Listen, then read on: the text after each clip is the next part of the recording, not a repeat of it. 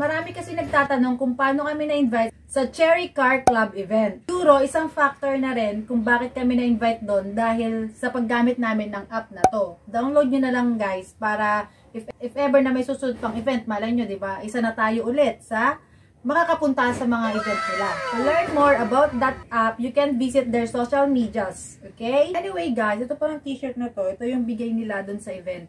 Siguro gagamitin ko na to every time na magre-review ako about kay Nat.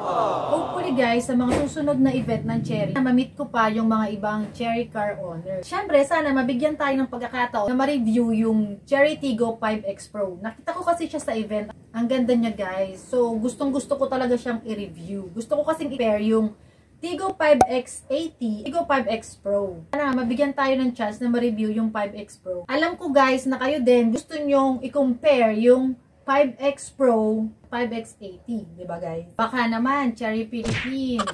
Anyway, binigay din pala nila tong calendar sa event. Ayan, ito siya. O, diba guys? Namit din pala namin yung mga boss doon. Sobrang ang babait nila, tapos nakikijam din sila. Parang friends na kami doon. Thank you so much, Cherry Philippines. Sana next time, ma-invite nyo pa po kami. Sana dumami pa ang mga Cherry car owners. Anyway guys, marami kaming video regarding 5X. Lahat po nung nasa playlist namin, it's about 5X 80. Yan. Next time, ma-invite pa rin tayo ng Cherry Auto Philippines. Sabi nga nila, with Cherry, with love. And there's more to our cars. Cherry.